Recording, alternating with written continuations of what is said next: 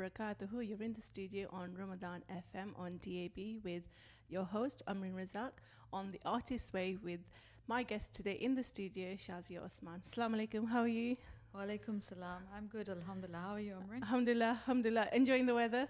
Yes, always good to have a bit of sunshine. Alhamdulillah. Okay, so I'm just going to introduce Shazia, but before I do that, I'd like to hear from the audience today, the listeners today, inshallah. So the studio number is 0116 4822 or the WhatsApp is 0774 88 55055. I'd really like to hear from our listeners today, in particular to what we're going to be talking about, which is talking about Islamic art, our heritage, our traditions, and everything in between in terms of mental health and our own journeys on how we come to art and kind of reviving our actual tradition and not needing to look elsewhere. Shazia actually joined me in our first podcast, which was The Artist's Way, in regards to Takhleeq Leicester. So we're going to be having a series of guests who are involved in art in different forms and different mediums, and you'll be able to hear the experiences and the journeys and how we can all kind of be part of the collective within our own city. So I'm just going to introduce you, Shazia. So Shazia is part of Parables of Light. She's created a platform which showcases arts, culture, projects which are curated by herself. And she's Leicester-based. She's a visual arts calligrapher, a curator, and it's inspired by a heritage of Islamic art. Her vision is to make art accessible to everyone and to raise awareness and appreciation of Islamic art. She's passionate about reaching communities that face barriers when it comes to accessing art. By obtaining funding from Arts Council England and other crowdfunding platforms, she strives to bring free and accessible subsidised events as much as possible to her community. Her long-term vision is to make Parables of Light an arts hub in Leicester, inshallah, where communities can come together and benefit from the beauty which Islamic art is inspired by. So, we spoke quite a lot about how, in the first podcast, about kind of a little bit about your journey. I just want to kind of touch on where that journey was and just a little summary, because you've, like many creatives, have had a journey, mashallah. And a lot of it has been self-taught as well. And I really want to really delve into that. So just talk about what kind of brought you to art and what time of life were you in where you needed an outlet? Yeah, it all happened around 2016 when we had a major loss in my family. Mm-hmm. My younger sister passed away, and that kind of shook us all. At that point in time, I was on my way to apply for a degree in midwifery. I had only just got back into studying. I just finished an access to higher education course in college. Mm-hmm. As you know, I've got 3 kids, and I'm sole carer to Ahmed, who is he's my pride and joy. But he's 15 now. But at that point, he had just gotten stable, and things were stable for myself. And I wanted to return to education, and I decided that I wanted to go to into the health sector. So I enrolled into South Leicestershire College at the time in Wigston. I completed an access to higher education diploma, and I had just applied to university to do a midwifery degree. And then that summer, everything fell apart. My sister passed away, and it just shook us all. And I just I didn't go on to university. Yeah. And it was a difficult time because she passed away after childbirth. Yeah. So it was difficult for all of us as a family, and we still struggle to talk about it. Yeah. So that at that point, I just wanted to be there for my family, and we just wanted to support each other. Fast forward to about 2018, when we were still going through the whole journey of grief, but things had mellowed down a little bit, and we were trying to still find outlets where we could, and myself especially, just relax and not think about all the feelings that were happening inside, and try to process. So Instagram being Instagram, you tend to run across so many different artists, and so it was just really inspiring seeing people in their journeys. And at that point, there was quite a huge trend in Islamic pattern. And what was happening is that there were lots of courses happening in London, in and around London, online, via Zoom, not as much as post-COVID, but this was all pre-COVID. It was 2018, and at that point I decided that I wanted to explore Islamic calligraphy and Arabic calligraphy. So I enrolled onto a course. It's called the Creative Calligrapher course, and it was taught by a Canadian calligrapher, Omar Uddin.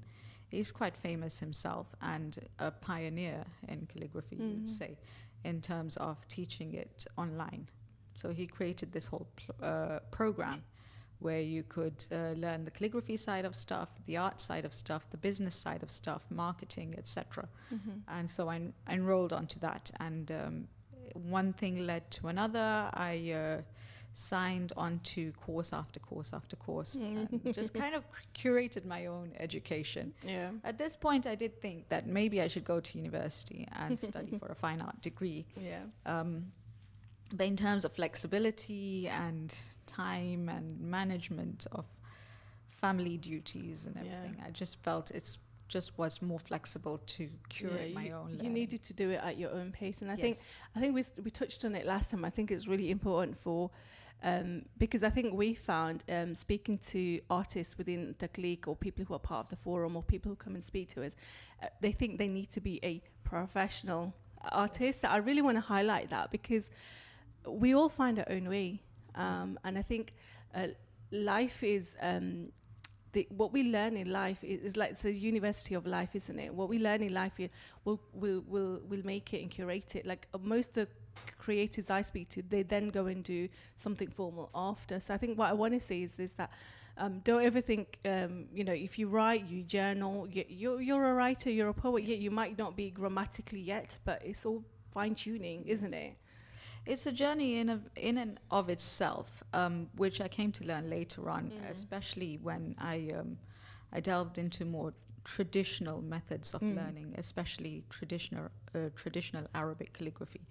And what tends to happen then is you go through this apprenticeship, traditional apprenticeship, where you're learning directly from a teacher. And instead of being part of an institute, the way modern day learning is, you're learning hands-on, where you're watching what the teacher does, how they're writing, what they're writing, and then you get first-hand feedback from them. So in terms of learning the traditional way, I find that, and I have found that it's been invaluable, because by getting that input directly from masters who have mastered their craft, you're kind of like taking the I don't know how to say this. Well, it's direct, isn't it? Yeah, it's almost like you're taking. It's like when you're like seeking a shortcut. A shortcut, but you're learning directly from the master rather than having all these mediums come in between and kind of sometimes confusing things. And I think it depends what kind of learner you are. I think it's really important to highlight what kind of learner you are and finding what works for you. Alhamdulillah. Okay, so how is this so fundamental and key to our spiritual practice and our day-to-day mental health and overall well-being? Because obviously we're not two-dimensional. We have many facets to us, and most of it is the heart, because it needs to start from the heart, but that takes work to get there, as we know as curators in our own right in what we do. So how fundamentally important is it to have spaces where we can practice our spiritual art, our connection, and the spaces to do it? How key is that for that? I think on a personal level, I think it's very important, because our roots, themselves tell us, our history tells us, our history is so rich in art and heritage. When you look back to previous dynasties in the 12th, 13th, 15th century, all the way up to the Ottoman Empire, there was a huge emphasis on Islamic art. And not only because it's an appreciation of the beauty that Allah has given us in the world, not only because of that, but it's a reflection of the own beauty that's within us. So by practicing art and taking the time out where you can be creative, you're kind of validating that and saying that, yes, I appreciate the beauty in the world. I appreciate what you've given us, Allah. And I'm ready to celebrate it by making more beautiful things. As we know, we live in a world where there's just so much negativity. So much things that don't serve us. So many things that don't serve us. Right? And as artists, what we can do is counteract that narrative by saying that we're going to challenge this by creating more beauty, by beautifying things that people think, especially when it comes to religion, there's stereotyping and preconceived notions. And as Muslims, it's our duty to, challenge those preconceived notions, those stereotyping, and say that no, Islam is a religion of love. Islam is a religion of beauty, and creating Islamic art is one way to do that. Yeah, 100%. And I think especially with, working with younger children, also we all need a hand. We all fall back. We're not meant to be perfect, and I think that's what is so important. So, if we're doing the constant daily activities that we need to do, but connecting back to the tradition, it will ground us, in so many ways. It's amazing, subhanallah. It's like it's an ocean. Once you start to realize how much we actually need it more than anything, and to revive it. So in our spaces where we are, and if not, find spaces where we can revive the tradition or whatever that Islamic art looks like. Okay, so let's talk about, because alhamdulillah, amazing, been honored to be part of the Illuminate project. So we're still in the process of coming towards the latter part. So just give us a little bit, let's go with a little bit of the feedback from so far, what you found with all the workshops that were curated. Let's go with that first, kind of a summary of that, inshallah. We've had amazing feedback. Most of the workshops were oversubscribed, where we, as you know, initially when I started the project, I wanted to have 12 to 15 participants per workshop, and then I found that there was much more demand, so I increased it to 18, and then 18 also wasn't enough. And what was happening is that we had like waiting lists and people saying that, oh, I really want to be part of this, but there was no more spaces, because obviously it's free and funded spaces from Arts Council funding. So the first thing we got back from that is that there is definitely a need for this. The second bit of information that I managed to get back is that people were appreciating the social aspect of it, where they could get together with like-minded people, especially from our own community, other women who they could be in a room with and be creative with. And have these conversations, and towards the end of it, what happened is that we had a lot of crossover, where some people had signed up to 2, 3, 4. Some even came to all of the workshops, and then what we saw is a community happening. And it was beautiful. It was really beautiful to see that people were now connecting on a first name basis, and they knew each other's stories, and they were, it was kind of like a friendship thing as well. It was like a sisterhood and a brotherhood, I would say. And I think that's what, as Muslims, we kind of, we come, especially in the communities we live in, we come with so many titles and this and that. And I think what we found is people were just just turning up. Yeah, and it was no pressure. Yeah. Because obviously they didn't have pressure. They were curious initially to see what it was about, and to see what, how it would unfold. And then some of the sessions ended up being really deep and powerful, where we got this release of emotions from people, which was amazing, because that's the kind of thing that we wanted to do. We wanted to achieve that, where people were finding release, were finding catharsis, and they were, addressing the emotions that come with depression and anxiety. Absolutely. And then also having the Lantern Initiative be part of it. We had some fabulous feedback, and just seeing things from an Islamic perspective and having their input was really invaluable. Yeah, absolutely. And, and we still have one last workshop. I was going to say, can you touch on that? We have one last workshop, which is a Kintsugi workshop, and that's running on the 11th of July. It's fully booked. Mashallah. I'm not surprised. Fully booked, yes. I'm not surprised. So we have 16 spaces for that one, and they're all gone. And I'm really excited to see how this unfolds, because what's going to happen is, as part of that workshop, we're going to be collectively creating a piece together, and within one workshop we'll have a finished piece at the end of it. That's so exciting. Yes, so I'm looking forward to that. It's amazing. And obviously from previous workshops, what you learned from the Kintsugi workshop, specifically because you're curating the last one, there's been learnings from that, so I'm excited to see what unfolds. Really, really exciting. Alhamdulillah.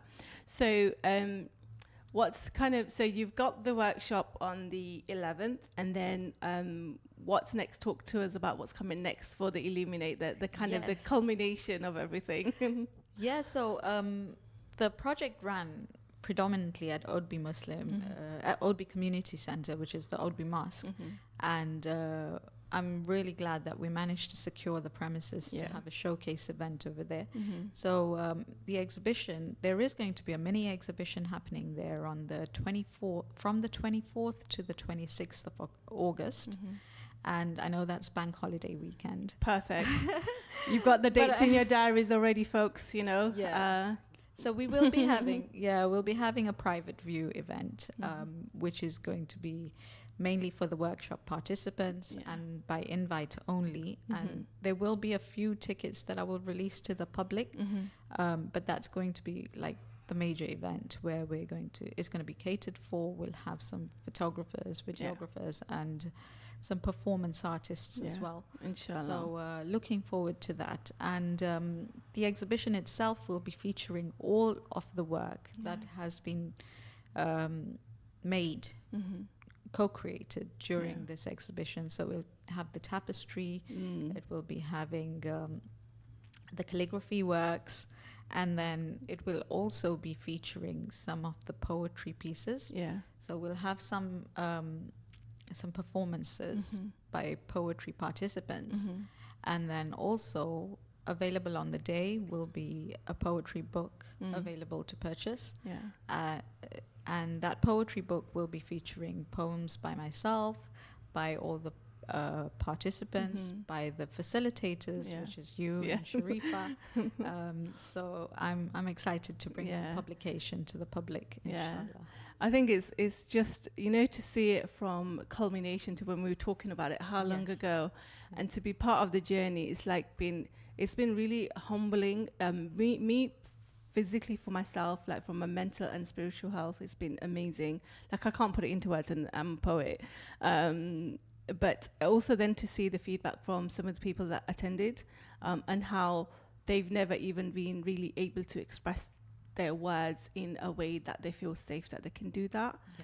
That is cathartic. To listen to somebody, be in a room and to share that space is just beautiful, It really is, So I'm a real advocate for creating those spaces. I think it's, mashallah, it's so exciting, and alhamdulillah, clearly we know there's a need for it in our city of Leicester.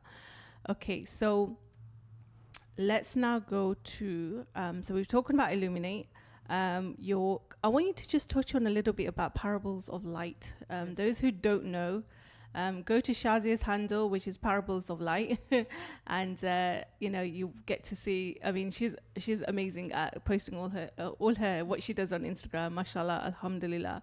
And this is what we go back to: is understanding and realizing our intention, and then following it through, because things are greater than ourselves. So when we actually make our niyyah and then see what grows, and then Allah will keep us grounded in that, and having people to support that is so key, subhanallah. So tell us a little bit about Parables of Light, inshallah. Okay, so Parables of Light is basically the banner under which I do all my projects. I mean, I also, as a fine artist, I keep my own personal work slightly separate from that. But the projects are more community-based and community-engaged, and socially engaged projects, where what I'm trying to do is make this more accessible on a grassroots level to people within our community, and then also trying to change the narrative of art not being essential, and especially Islamic art being part of our heritage and something that we should be focusing a bit more on. So this project Illuminate was the second project that I did as part of Parables of Light. The first project was In Praise, which happened in 2022, and that was, alhamdulillah, a really huge success. I'm hoping to, for plans in the future, I'm hoping to at least to offer one project every year, inshallah, to build on this socially engaged practice. And I've also got some really exciting news coming up. I have an art club offering that is coming soon. By soon, I mean August. And it will be releasing to the public this Friday via my newsletter. MashaAllah. I was going to say, everyone, sign up, go into Parables of Light, sign up to the newsletter, go to all the different parts that you can read up on what Parables of Light is, look at the previous work, look what's going on currently, and really kind of invest in yourself, subhanAllah. Alhamdulillah. And we are in the studio, so it would be really good to hear some feedback. We've got a little bit, 20 minutes or so left to the show, so please subscribe to Ramadan FM. Also, if you've got any messages, got any feedback for any of the workshops that you attended with Illuminate or any of the mental health workshops, please do. The text number is 0774885555, and we are currently live in the studio across all the social media outlets and listening stations. So give us some important dates. What are the dates that people need to look out for? Because we've spoken about the art club, we've spoken about the different workshops that you've got on, but just specifically the dates that are coming up so people can put them in their diaries. Okay, so the main one is the exhibition. Well, there's actually two exhibitions happening. So I know we're going to touch on the Takhleeq Leicester's exhibition a bit later on. So there's the Takhleeq Leicester's exhibition, which is end of July, 26th to the 28th of July.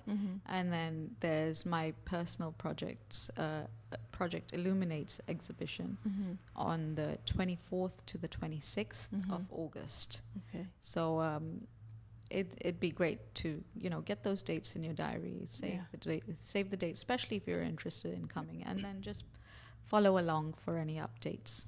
Inshallah. So we are live in the studio on DAB all year round, and also those who have a project or something that they're working with is a community interest, get in touch with Ramadan FM. If you've got a project or something that is really important and and it serves the community, then do get in touch, inshallah. Okay, then that brings me on to I think we've covered everything in terms of Illuminate and in terms of Parables, like in terms of who you are. So I think I'd like, before we move on to the next subject, I'd like you to just show some of your art pieces, if you can hold them onto the camera, if possible. Let's do that. Try and see if you can do that. It'll be really good to see. And if you go onto Shazia's website, mashallah, I purchased some books for Eid, and I've started painting them, so I will share some of your books. Mashallah is amazing, alhamdulillah. So that's kind of my outlet when I know I'm at home and I want to give myself time. Part of my self-care routine is just sit there and put some nice sounds on and just paint. And what I love is that you've curated in such a simplistic way that for somebody who's not a painter, because I'm not a painter, I'm a writer, it's so easy and accessible, and you want to do it. So it's beautiful, mashallah. So please go onto the website, have a look, purchase them, gift them. It's the best thing you can do for somebody, you know, mashallah. It's such a beautiful gift to give to other people as thanks well. so much, Amrin. That means so much to me. Yeah, honestly. I was doing it, and my siblings were, and I had a couple of friends come over. They're like, what are you doing? I was like, well, you lot don't like painting, so I'm doing it, you know, alhamdulillah. Okay, where can we get them from? So I was like, you know, alhamdulillah. So one of the books that you've purchased from me is the Huruf series. And that was, it was inspired by my actual Huruf series paintings. So these are part of my Huruf series collection. Just move a little bit to this side. Yeah, a little bit. Bring it forward, a bit closer. There we go. Yeah, so my Huruf series collection was created during COVID in 2020. And it's a collection of letters of the Arabic language, beautified using 24 karat gold. Yeah. These are some of them that I have left. The rest have gone on to homes of collectors. Mashallah. So I'll just show you some of them. But the coloring books that I have created have... the colour mix in that one. I mean, I'm purple and pinks and blues, so that just... mashallah. Yeah, so it's watercolours, gouache and 24 karat gold on handmade khadi paper. Yeah. So these were part of a collection that I released in 2020, and most of them are sold, but I've got 4 originals left. Mashallah. But coming off the back of these, I created the coloring books to make it more accessible for people. Yeah. So, you know, you've got the whole alphabet there, and behind each of the letters, there is the spiritual significance of each of the letters in the Arabic language. So I felt that just, you know, it added a bit more of a more connection to the art itself. Yeah. And the coloring books that I have had printed are of a really high quality. Yeah, they are. Yeah, I went for a really high paperweight, which could take a lot of water absorption, because what I wanted is people to be able to use paints on it. Yeah, and not be scared to, but not also be scared to that, oh, they're going to ruin it. Because as not being a novice, you are like, oh, I want to get it perfect, and you know, all of that. Yeah. But I think it's so important that you've done that, because this is the whole thing. You being an artist and being self-learned and self-taught, and the experience you've had, subhanAllah, you see it from that mindset of where we're all on a journey and we're all learning. Yeah. And I think people shouldn't be afraid of it, because that's what I got from it. Just like I was putting, and I was like, wow, the quality is really good. You know, the brush strokes were touching. And even when I was putting the gold on, I was like, subhanAllah, like I've never seen an art book or creative book like this, which works the way it does. And I was like, alhamdulillah, like it was fun to do. And when having them printed, I was adamant that I didn't want to go for substandard quality. Yeah. And I really wanted a page that was, you know, bleed proof, that could hold that water content. And then at the end of it, I've got perforated pages. Yeah, I love how you can pull them out. Just pull them out. And either you want to gift them, for example, if you know, like this is what I was going to do, is people whose first initial with a particular letter is gifted as a present, or like, you know, if it's a birthday or it's not a celebration, but, you know, something where it's to do with their name in some way. It's a personal gift as well, and it's something so beautiful. So, yeah, alhamdulillah, and the quality is amazing. So thank you to the printers, everybody was involved, you know, mashallah. And then, yes, let's have a look at a few more images you've got. Yeah, that was my Huruf series. And this particular one here is my Pride and Joy. MashaAllah. Subhanallah. This is Hilya Sharif. Bring it a bit this way and a bit more forward. Yeah. Oh, subhanallah. Yeah, so this is Hilya Sharif. Yeah. And Hilya Sharif is basically it's known as a written portrait. So basically what it features is the hadith of Ma'bad radiallahu anha, when she describes the Prophet sallallahu alaihi wasallam. And this has been a really it's been a profound personal journey. I can feel the power just Yeah. you by holding it. It's just I started this project Subhanallah. September last year, and what I did is I did it under the guidance of my ustad in mashallah. Turkey, and every week he would send me corrections of the calligraphy, and Yeah. so that's this piece. It's still not finished. Yeah, but still, Still a mashallah, little bit it's- left for Yeah. it. Alhamdulillah. And then this piece here, Oh, that is. this is subhanallah. a sneak peek of what's coming Inshallah. as part of my own work Yeah. of Project Illuminate. So I will be submitting, I will be showcasing a number of my own works. So this here is Surah Al-Duha. Mashallah. It's all written out, but there's still a bit of work left in terms of the borders and the illumination and the making it look more like a manuscript page. It's beautiful. Mashallah. Where would people would go to where would people go to kind of get like art kind of resources? Because a novice like me, I'll be asking you anyway. Yeah. But where can they source them which are affordable or accessible for people? In terms of paper, Yeah, paper, any kind of resources really. oh, there's a lot on the internet at the moment. But the thing is that, I mean, obviously, the range starts from student grade to professional grade, and you can, and everything in between. Yeah. So it all really depends on your stage in your journey, how much you're willing to spend and invest in that. Yeah. Like some of these papers here have come from India. They're handmade Oh, paper subhanallah. and quite pricey, Yeah. but reserved for my more Yeah. perfect work, Yeah. inshallah. Inshallah. Okay, alhamdulillah. Jazakallah khair. Is there anything else you want to share in terms of your own projects and stuff? I think we've covered all Yeah. of that. So let's talk yes, about yeah. Takhleeq Leicester. There's a lot happening with Takhleeq Leicester, Yes. alhamdulillah. I don't know where to start. I think, so we've had a number of workshops which were open to the public, and that was to kind of really embed what the need is for our community, would you say? And then we had some people who can support in terms of where to get funding from, premises, all those kind of things in the last two workshops, I would say. So we will be having another workshop after July, which is after the exhibition. But we have just put out a call out. I'm just going to read some of the dates. So those of you who came to the last workshop would have known that we were doing a artist call out. The actual exhibition is called Oh My God, so Ya Ilahi. And it's going to be at Studio Iname. And there is we're looking for artists, so any kind of crafts or artists, just from Leicestershire. And what it is, you will send in a picture or one piece, so it's not a series of creative work. You'll email takhleeqleicester@gmail.com, and the deadline to submit the work is by email on the 17th of July. It can be any medium of art, as long as it can go up on the wall, and it needs to come ready. Is that right? Yes. And it will be there for the whole exhibition.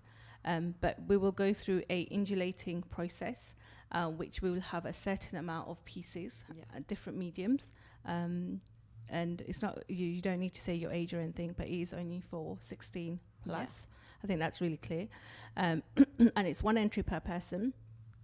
And like I said, it needs to be ready to hang, and it can be basically, as long as it's within a 1 meter, including the whole piece, then that's awesome, inshallah. And then it will be there for the whole duration of the exhibition, and it will need to be collected at the end of July.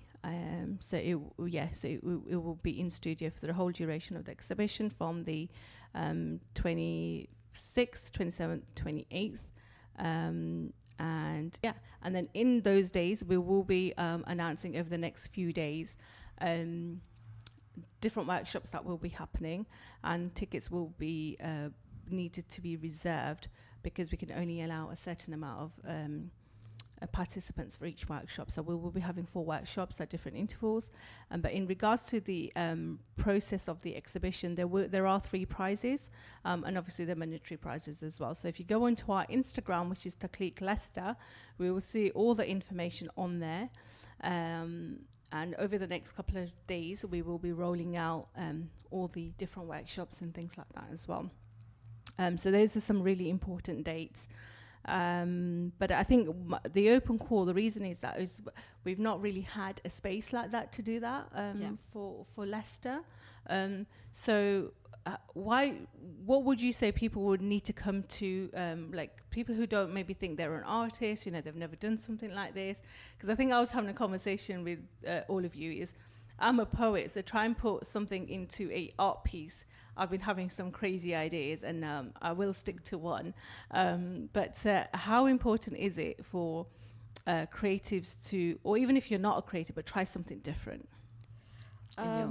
It's at the end of the day, you can be as creative as you'd like, because what we're looking for is an expression of creativity, obviously somehow connecting to the theme, because we want a cohesive body of work to be seen.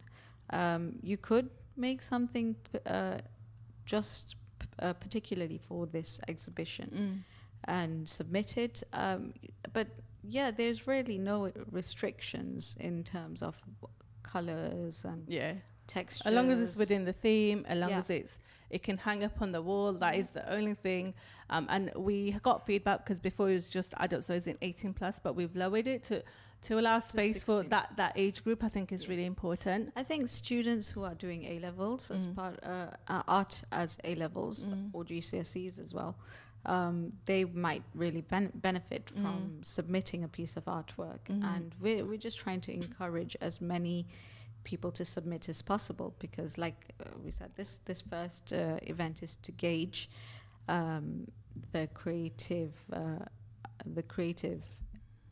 scene in Leicester that applies to Muslims and Muslim creatives, or creatives from a Muslim background, or practicing Islamic art. So it's quite fluid. It's not really rigid in the amount of thing that we're looking for. It could be anything. It could be florals, it could be landscapes, it could be portraits, whatever you feel is applicable to the theme. Please don't hesitate to send it over. Just email it via the information that's on that poster. And if you need access to the poster, again, go to Instagram at Takhleeq Leicester, and you'll be able to see the poster there for more information on how to submit and when to submit by. Inshallah. So we've extended the time. The deadline is alhamdulillah, there's good enough time. We've got more than 2 weeks to kind of create something. Alhamdulillah. So the theme is, just a reminder, theme is oh my God, which is Ya Ilahi. So anything that you can think that can come into that. And we were talking about the sublime beauty of Allah before, and how in this process of self-learning in our journeys, you will find Allah wherever you seek Him, because He's around us anyway. So if you think about that, then something will come to you. And I always say to people, if they want to do something but they may be stuck, is just look outside and just look at the sky. See His, It's such a broad theme, because Allah is everywhere, and in everything. So you can interpret it in so many different ways. And I'm excited to see what the submissions come through, because it's really exciting. I'll be on the curation committee. Inshallah. And I think it's amazing to see what's going to come out. I'm really excited to see what's going to come from our city of Leicester and Leicestershire, alhamdulillah. So we've gone through some really important dates. I just want to do a call out also. So the Artist's Way is for either new artists, budding artists, people who, even people who support, like for example, I've got the Lantern Initiative coming next week.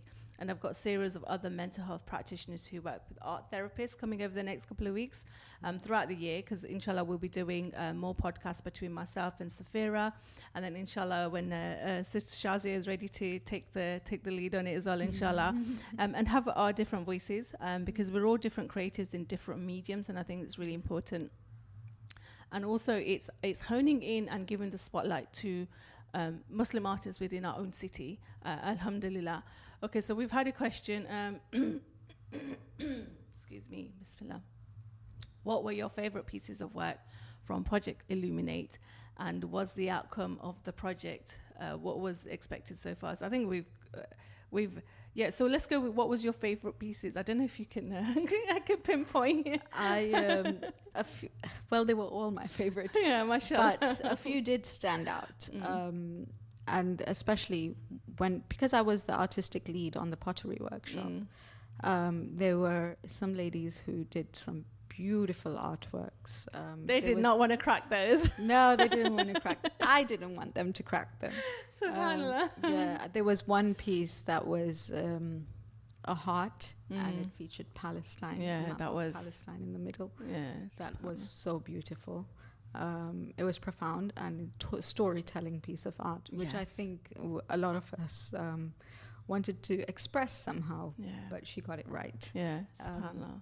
And then there was another piece of work by a lovely lady, and she made this vase of roses, and I was like gobsmacked, because this is talent. This is raw talent Mashallah. In our communities, and these people, they want to express themselves, but they don't have a medium, they don't have an outlet to be able to do so. So that was another thing that really stood out to me. And then also some of the poetry pieces was so profound. Yes, and that's another thing, Amrin, because I just want to put a call out for that, because if you were part of the poetry workshops, please submit your poetry. I want to feature them all in the publication, and if you want to remain anonymous, by all means you can be. You know, you don't have to put your name in there. If you want your name to be in there, that's also okay. And, you know, I don't encourage either or. That's your personal preference. But I would love to feature your poetry. There was some beautiful, like you say, profound. It's things resonated, things took you to places that, you know, being part of somebody's journey. Like I said, just being in the room and being able to share that space, for me as a facilitator, was just, I was in awe. And it just, you realize every time you facilitate a workshop, or you know, you have your intentions, but it becomes bigger, way bigger than what you planned. Subhanallah, because Allah is the best of planners, right? And every time I do a workshop, I'm like in awe as to what the output is from the people who come, because Allah brings the people who are supposed to be there. And I think when we work in the community, we see such amazing things that we cannot even put into words, and I think that's so beautiful, mashallah. So yeah, call out to poets, call out to artists, or people who you may not even think you're an artist, but just create something. As long as it's within the theme of what we've highlighted, then bismillah. Okay, so we've got a number of workshops coming up. I myself have got an open mic night in a couple of weeks' time on the 12th of July. Look out for publication. And then we've got, as soon as we start announcing the workshops for the Takhleeq exhibition, we're going to have 4 workshops, because there's limited numbers. If you know you want to, please book, because you will be disappointed because it's limited. They are free workshops. We're offering them free because we don't want price to be a barrier. But what I've tend to find is sometimes when you offer free workshops, people just don't turn up. Which is a sad thing. Because then what happens is, then if they book on and they've taken on that space, that means another person who wanted that space can't get on it. So it's, you know, only just book on if you're going to make sure you're going to be there. There's only 8 spaces per workshop because of space safety and restrictions. I myself will be running a calligraphy workshop, and it will be, you know, we'll be announcing all the details closer to the time.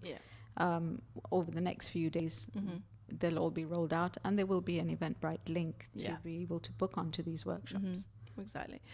So we're hoping with Takhleeq, we will, so after the exhibition, we'll be having a series of other workshops that those of you who may have attended the previous 3 before. So look out for those and how you can be involved. And you might not even be an artist, or you don't want to go, but you might have philanthropy, or you might know how to do project management. You might know how to do event management. Get in touch with us. You've got certain skill set that can come into the community. So get in touch with our Takhleeq Leicester Instagram page, and or once we start having a mailing list and things like that. But in the now, because we need people behind the scenes to help and support with their specialisms, and I think that's a really good, important to know, because people might think, oh, how can I get involved? I want to get involved, and don't see it as it's just an art. It's not. It's a long-term legacy. It's beyond any of us, and that's the whole reason. Inshallah, this will continue. But it's also what we want to leave, later on, our legacies, so get involved with those. And I guess we either change the narrative about and how we want to be spoken about and our self-expression, or we will be talked about, and we'll have nothing to leave. So we are people of solution. So let's do that, inshallah. Jazakallah khair for Shazia being in the studio with me today, and Jazakallah khair to Ramadan FM for supporting us. Thank you so much. Jazakallah khair. Assalamu alaikum.